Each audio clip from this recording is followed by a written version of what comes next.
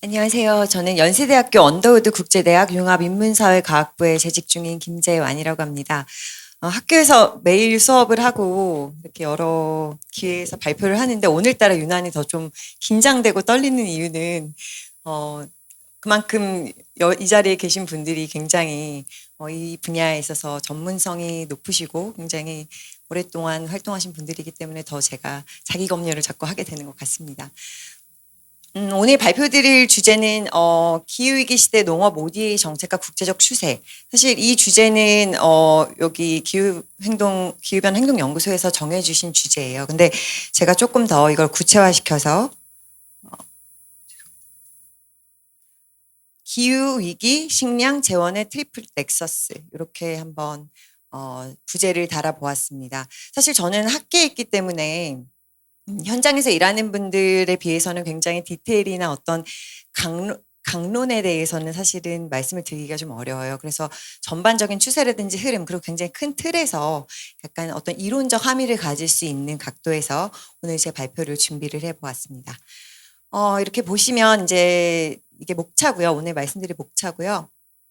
사실 그 트리플 넥서스란 단어는 국제개발협력 쪽에서 많이 사용을 하는 단어예요. 그게 이제 인도주의, 개발, 평화 이렇게 해서 세 개의 넥서스가 있다. 이게 이제 하나의 세 축이 하나의 어떤 시너지 효과를 발휘해야 된다라는 뜻에서 트리플 넥서스라는 단어를 많이 쓰는데 제가 거기서 이제 착안을 얻어서 지금 현재 우리 그 기후 위기와 식량 문제를 트리플 넥서스로 어떻게 하면은 지금 현재의 위기는 사실은 트리플 크라이시스잖아요.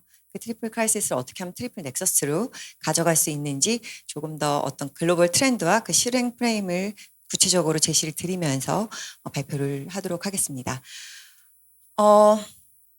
먼저 이제 현재의 우리의 상황을 진단을 해보는 게 중요합니다. 제가 이건 트리플 크라이시스라고 이렇게 얘기를 했는데 뭐 기후 충격이 굉장히 심화되고 있습니다. 뭐 저희 매해 항상 여름마다 드는 얘기가 올 여름이 앞으로 우리가 세상을 살아가면서 겪을 여름 중에 가장 시원한 여름일 것이다.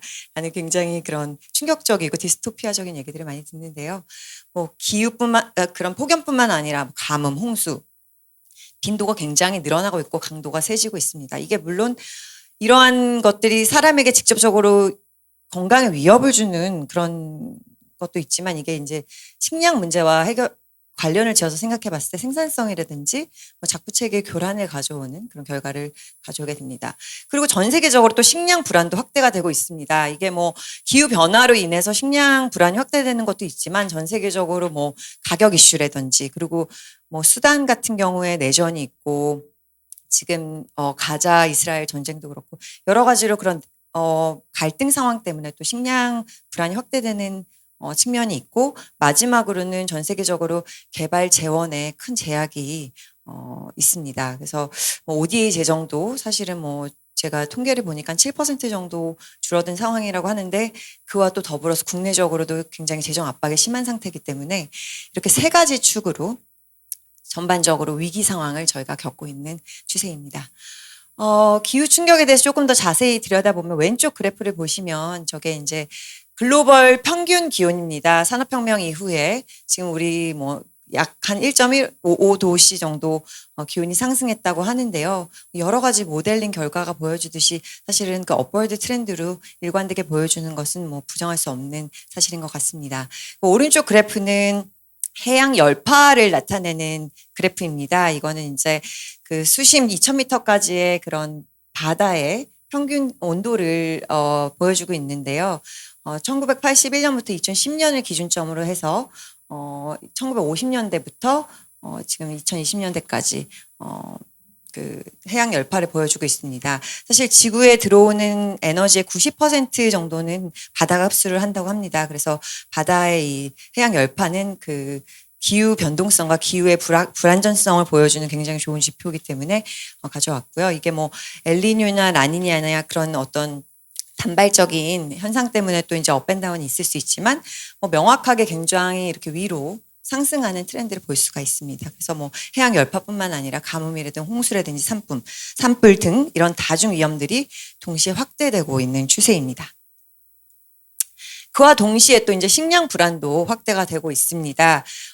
그 Global Report for Food Crisis라는 그 페이퍼를 보면은 전 세계 53개국에서 약 2억 9,500만 명이 3단계 이상의 위기 상황을 겪고 있다라고 합니다. 이게 전년 대비 또 더 늘어난 추세이기도 한데요.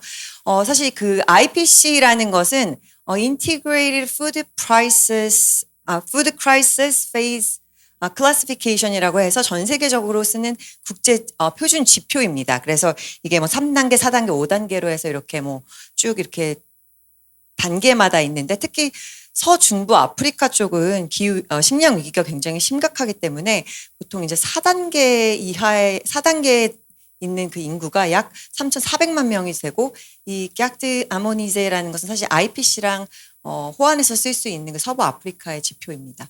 그리고 또 가격적인 면에서도 굉장히 위기 상황이 닥치고 있는 상황입니다. FAO 식량 가격 지수가 보여주는 2025년 10월 통계를 보면 약 126.4라고 하는데 2022년에 코로나 이후에 정점을 찍을 때보다는 약간 낮긴 하지만 여전히 취약성에 누적돼 있고 식량의 가격적인 측면에서 굉장히 불안정성을 보여주고 있다라고 말씀드릴 수 있겠습니다. 3중이게 세 번째 이제 개발 재원에 대해서 조금 말씀을 드리고 싶습니다.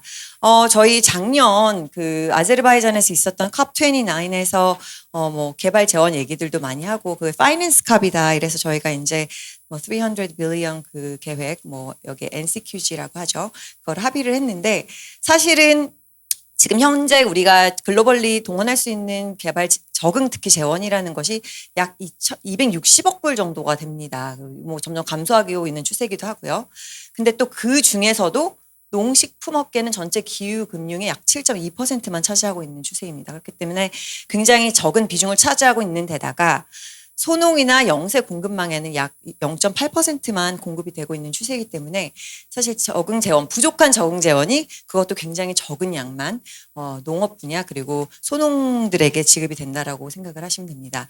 사실 뭐 모델링 결과를 추정을 해보면 적응에 필요한 재원이 연간 약 3천억 불에서 한 3,500억 불 정도라고 하는데 지금 저희가 동원하고 있는 260억 불은 사실은 10배도 더 부족한 비용 총액보다 10배가 더 부족한 10배 이상 차이가 나는 그런 상황이라고 보실 수가 있겠습니다. 그래서 작년에 그 신규 집단 정량 목표 새로 세운 게 뭐 연간 3천억 불 이상 그리고 모든 행위자를 합산했을 때 연간 1조 3천억 불 정도로 스케일업을 해야 된다. 사실 이번 컵30에서도 이것은 다시 한번 확인된 바 있는 것으로 제가 알고 있습니다. 그래서 이제 이렇게 되고 있는 추세이고 또 공적 개발 원조 재원을 보면은 2024년 다크 회원국이 총 ODA가 약 2,100억 불 정도 되었다고 합니다. 이게 전년도 대비 7% 정도 감소한 비율이고 또 이제 그 중에서도 좀 더 문제가 되는 게 굉장히 그런 글로벌리 컨플릭이 많이 늘어나면서 난민들이 많이 발생을 하고 있습니다.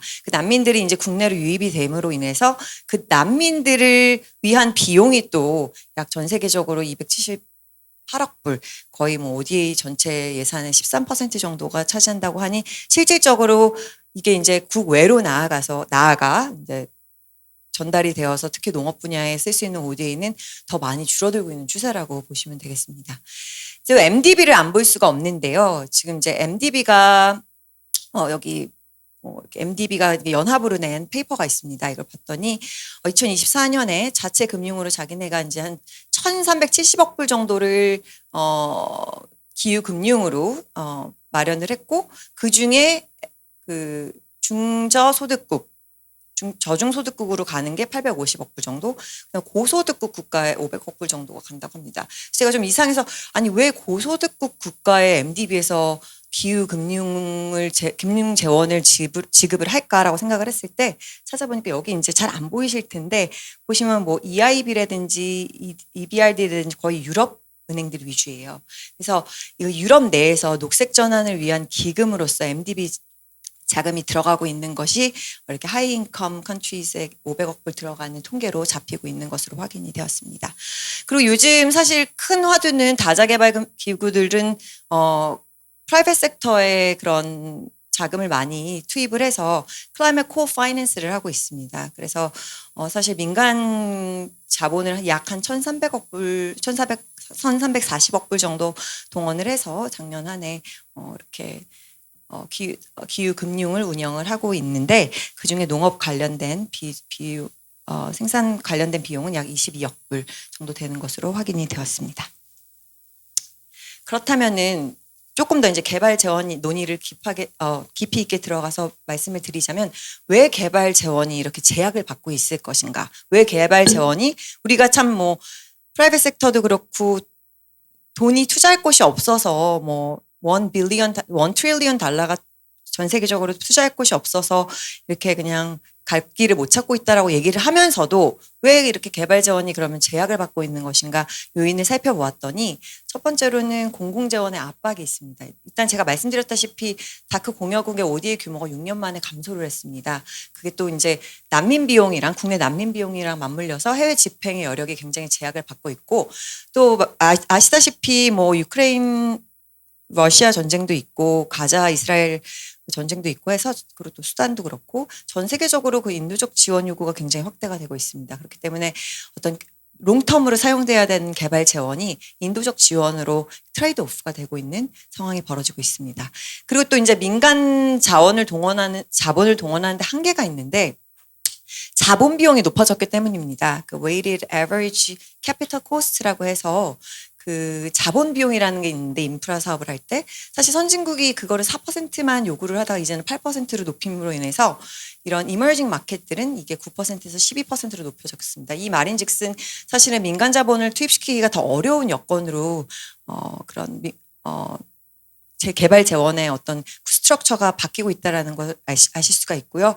그리고 굉장히 환율이 지금 우리나라도 굉장히 고환율로 인해서 많은 분야에서 이제 고통을 받고 있는데 사실은 개발도상국 같은 경우는 그런 환 위험이 더 높죠. 그렇기 때문에 그런 환 해칭 비용이 높기 때문에 어떤 외화 대출을 해서 프로젝트를 진행하는 거에 그런 이점이 전혀 없다라는 얘기도 많이 하고 있습니다.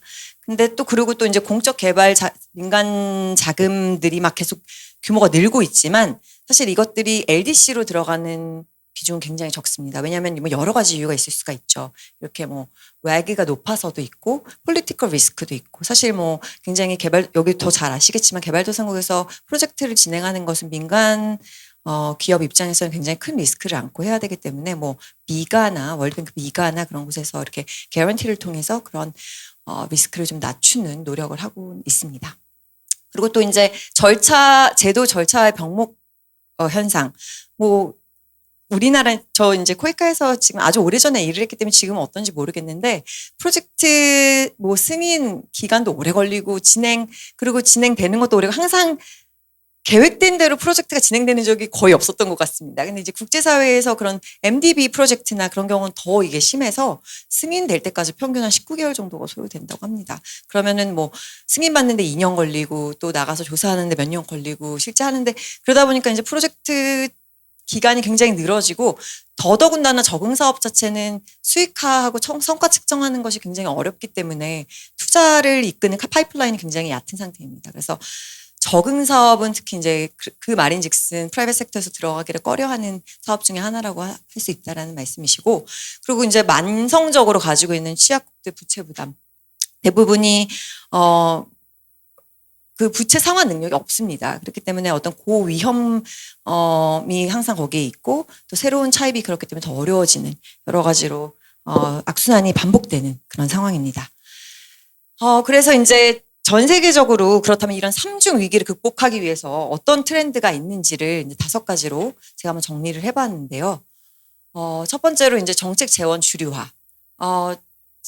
컵28 아랍에미레이트에서 있었던 컵28 에미레이트 선언 이후에 다수의 국가에서 농업과 식량 분야를 자기네들 NDC와 그리고 적응 계획에 국가 적응 계획에 포함을 시키겠다라고 선언을 하였습니다. 그래서 이렇게 어떤 식량 농업 분야의 재원이나 그런 제도들을 국가 정책 일환으로 주류화시키는 것이 굉장히 중요하고요. 그리고 또 개도국 그 적응 재원 갭이 있다라고 말씀을 드렸는데 그런 갭들을 우리가 더 메꿔나감으로써 이런 어떤 재원의 주류화가 이러한 현실적 갭을 메꾸는데 굉장히 도움이 된다라고 하는 연구들이 있습니다. 그리고 농업의 ODA에서 기후 주류화는 굉장히 중요합니다. 왜냐하면 사실은 기후 위기에 있어서 기후 변화에 있어서 농업 분야는 사실은 적응 쪽으로 분류가 되는 분야이고 그리고 그 농업 OD에 있어서 기후와 농업은 사실은 뗄 수 없는 관계에 있기 때문에 그런 재원을 늘리고 어떤 그런 굉장히 중요한 어떤 전략이나 그런 어떤 계획들을 국가의 기본적인 정책에 포함시키는 것은 굉장히 중요한 일이라고 할 수 있겠습니다. 그래서 세계은행이 사실은 작년에 에그리 커넥트라는 것을 엄브렐라 사업을 공표를 한 바 있습니다. 그래서 농업 분야의 투자를 연 90억 불로 2배 늘리겠다. 2030년까지. 그래서 이제 농업 분야의 주류화, 개도국에서 농업 그 식량 분야가 주류화될 수 있는 것들을 굉장히 촉진할 수 있는 엄브렐라 프로그램을 진행을 하고 있는 상황입니다. 그리고 두 번째로는 이제 현장에서 어떤 저탄소 회복력 있는 기술을 도입을 하고 그것을 또 측정하고 그 측정 결과를 바탕으로 그 성과를 어떻게 지급할 것인지를 좀 고민을 해봐야 됩니다.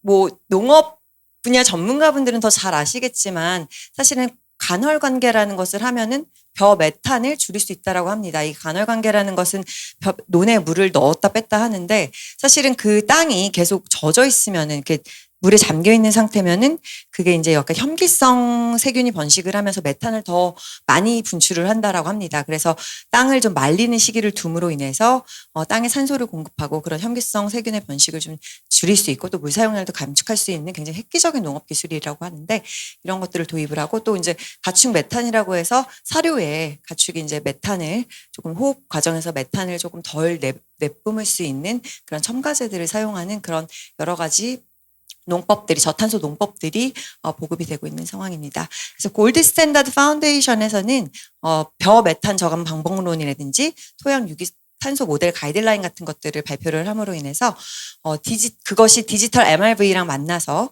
여기에 기반한 우리 성과 지급을 해야 된다. 이게 소농을 지원하는 프로그램에 굉장히 유리한 방법이다라고 명시를 하고 있습니다. 메탄은 다 아시다시피 글로벌 워밍 포텐셜이 굉장히 높은 온실가스 중에 하나입니다. 그래서 이게 이산화탄소와는 달리 대기 중에 머무르는 기간이 한 10년 정도밖에 안 되기 때문에 메탄을 없애면 굉장히 빠른 속도로 온도를 완화시키는 데 도움이 될 수 있다고 합니다. 그리고 또 메탄을 줄이는 것 자체가 굉장히 많은 공동 편익을 가져올 수 있는 것이기 때문에 메탄 감축의 중요성은 계속 강조가 되고 있는 상황입니다. 그리고 이제 세 번째로는 리스크 관리입니다. 그래서 뭐 국제기구들이 주로 얘기하는 것들은 조기 정보 시스템이라든지 선제 대응 그리고 보험이나 재난 금융을 제공하는 것이 효과적이다라고 얘기를 하고 있는데 뭐 얼리 워닝 시스템이라는 건 위험이 오기 전에 알린다는 것이고요. 2025년까지 현재 119개국이 다중위험 조기경보 체계를 보유하고 있다라고 얘기를 하고 있습니다. 이게 뭐 30%까지 최대 피해를 줄일 수 있다라는 연구 결과도 있고요. 그리고 anticipatory action 선제 대응이라고 해서 이제 조기경보 트리거가 바로 켜지면 곧바로 현금이나 물자 서비스가 배분이 되는 것입니다. 이제 문제가 터졌을 때 그거를 막 찾아내고 어디가 피해가 얼마만큼이고 그렇다기보다도 일단 체계를 갖춰놓고 어떤 트리거가 딱 켜지면은 그거를 바로 투입을 해서 재난에 대응할 수 있는 굉장히 유효한 방법이라고 얘기를 하고 있고 그리고 또 이제 이거를 컴펜세이스라는 방법도 보험이나 재난금융 같은 경우도 예전에 그런 트레디셔널한 방법이 아니라 파라메트릭한 방법이라고 해서 이게 딱 사후에 이제 일이 발생을 하고 재난이 발생을 하고 이게 임계를 딱 초과를 하면은 자동적으로 지급이 되는 시스템을 마련을 하는 것입니다. 그래서 예를 들어서 아프리카 리스크 캐파시티는 모잠비크에서 가뭄 사이클론이 일어났을 때 총 540만 달러를 이런 파라메트릭 보험을 통해서 신속하게 지급을 했다라는 예도 있습니다. 시간 관계상 다음으로 넘어가도록 하겠습니다. 다음은 시장 규제, 그 다음에 그러니까 컴플라이언스에 관련된 내용입니다. EU의 그 deforestation regulation을 중심으로 말씀을 드리고 싶은데요. 사실 EU는 굉장히 기후변화에 있어서 많은 부분에서 선도적인 역할을 하고 있습니다. 제가 이제 그 EUDR을 보면서 이게 씨밤이랑 굉장히 닮았다라는 생각을 했는데요. 결국 이건 뭐냐면 EU 시장에 들어오려면 물건이 EU 시장에 들어가는 EU 수출되는 커피나 코코아나 팜, 고무, 대두, 소, 목재, 목재 파생상품 이런 것들은 일단 합법적으로 생산이 돼야 되고요. 그리고 2020년 이후에 산림 전용을 통해서 생산된 것이 아니라는 것을 증명을 해야 됩니다. 그리고 생산지까지 지오로케이션을 증명을 해야 되는데요. 이게 이제 적용 시점이 뭐 대기업 같은 경우는 2025년 12월 30일부터 적용이 되고 6개월 동안 그레이스 피리어드가 있고요. CBAM이랑 같이 가는 것 같습니다. 그리고 뭐 소기업, 중소기업 같은 경우는 내년도 12월 말부터 적용이 되는 그런 지금 계획을 가지고 있습니다. 왜 중요하냐면은 뭐 CBAM이랑 마찬가지입니다. 이게 준수를 안 할 경우에는 수출에 차질이 생기고 가격에 위험을 받을 수가 있습니다. 그리고 뭐 예를 들어 서아프리카처럼 서아프리카 코코아 재배를 굉장히 많이 하는데 이렇게 소농이 많은 지역에서는 이 자기네들이 생산한 그 코코아에 대한 어떤 합법성 추적이나 합법성 증빙이 굉장히 어렵습니다. 그렇기 때문에 막 그런 것들이 굉장히 정체가 되고 있고 EU로 수출을 하는 과정에 있어서도 굉장히 어려움이 많은 걸로 알고 있습니다. 그래서 이제 이거를 ODA의 어떤 준수 패키지를 통해서 이게 ODA의 일환으로 이런 서아프리카나 뭐 개도국에 이렇게 EUDR 같은 것들을 준수할 수 있는 패키지를 시스템을 구축해주고 패키지를 마련해주는 것은 이들로 하여금 수출 차질을 막고 원활한 어떤 경제 운영을 도울 수 있는 좋은 전략이라고 할 수 있겠습니다. 그리고 이제 마지막으로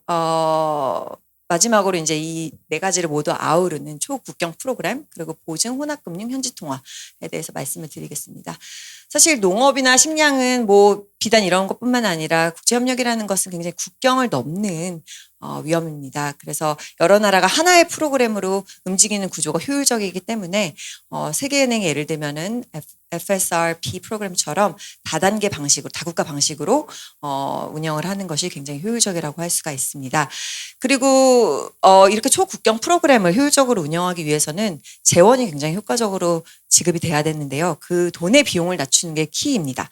그 3종 세트로 제가 제안을 드리고 싶은 것들은 보증, 그리고 혼합금융, 그리고 현지 통화, 그러니까 환율 리스크 억제입니다. 그래서 보증 같은 경우는 이제 여러 뭐 공여기관, 다자기 개발 은행들이 굉장히 일부 위험을 떠안아서 민간 현지 은행보다 금리를 낮추고 민간이 막 들어갈 수 있도록 그런 여러 가지 인센티브를 제공을 하고 있는데요. 예를 들면 월드뱅크 같은 경우는 뭐 IBRD, 뭐 IFC, 미가 이렇게 따로 다 보증 업무를 담당을 하고 있었는데 작년에 보증 그 업무를 일원화시키는 작업을 했습니다. 그래서 IBRD가 가지고 있던 개런티 업무가 미가로 전부 다 흡수되는 그래서 미가가 굉장히 커지는 그런 것도 있었고요. 그리고 블렌디드 파이낸스는 사실은 민간 자금이라는 게 굉장히 비싸지 않습니까? 그러니까 비싸게 동원하는 자금에 공공자금, 양어성 자금을 섞어서 자금 비용을 저렴하게 낮추는 전략입니다. 그래서 민간 자본들이 좀 더 개도국 투자나 ODA에 더 많이 참여를 할 수 있게끔 유도를 하는 방식이고요. 그리고 현지 통화 아까 말씀드렸던 환 리스크를 좀 해칭하기 위해서 여러 가지 장치들을 마련해서 금리를 고정시킨다든지 장기 스와프를 만든다든지 그런 제도들을 뒷받침해주면 농업 ODA 분야의 원활한 그런 재원 공급에 도움이 되리라고 생각을 합니다.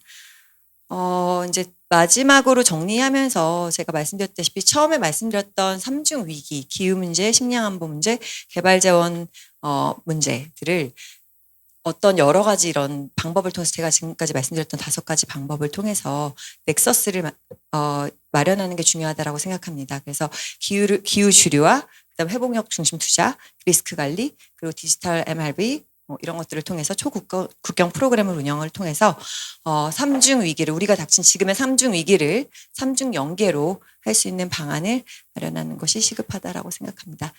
이상을 제 발표를 마치도록 하겠습니다. 장시간 경청해 주셔서 감사합니다.